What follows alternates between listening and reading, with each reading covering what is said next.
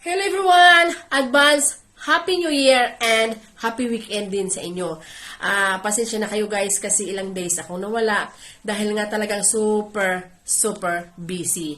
Minsan nga nakakatulog na lang ako sa bus pag pauwi na ako sa bahay. Talagang busy ako talaga these few days. Ayan. So, mega love shout out sa inyong lahat. Maraming salamat sa walang sawang suporta. Kahit naman hindi ako nakakasupport sa inyo, nakikita ko may mga comment pa rin kayo sa aming mga videos. Ayan. So, for this video, isi-share ko sa inyo ang tanong ng ating isang kababayan. Kapupulutan din po ng aral. Kasi ang tanong ni kabayan ay ganito.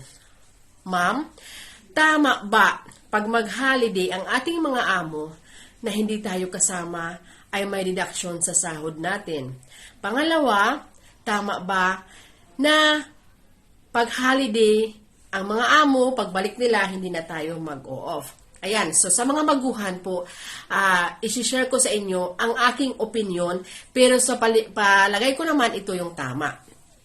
Halimbawa po, ang ating mga amo ay mag-holiday na hindi tayo kasama. Wag po tayong papayag na may deduction ating sahod. Kasi, hindi po yan tama. Wala po dapat deduction ng mga sahod natin. Kasi kasalanan nila yan kung hindi kayo sinama, di ba? Maliban lang kung nakipagtalo ka or hindi ka talaga nag-insist ka na hindi ka sasama. Kasi yan, pwede yan talaga.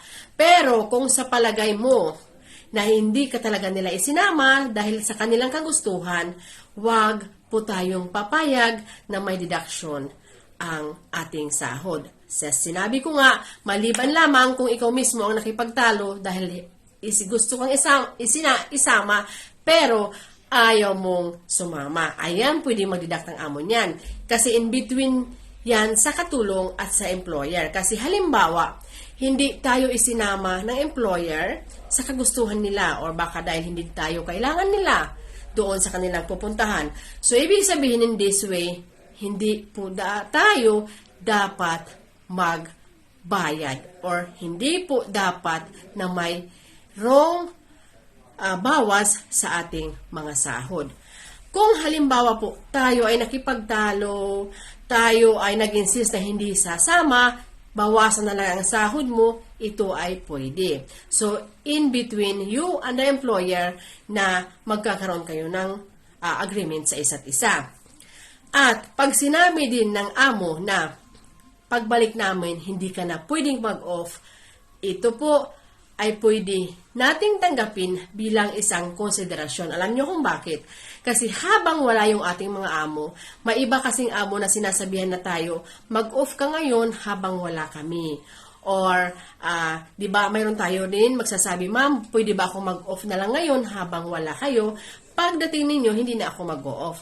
So, it's also between you and the employer sa agreement ninyong dalawa.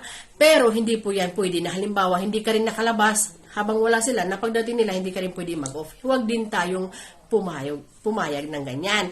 Ang hirap talaga pag ano yung Tagalog ba? Ayan. So, ayan. So, please lang, dapat alam natin yung tama at mali, alam natin yung ating mga karapatan.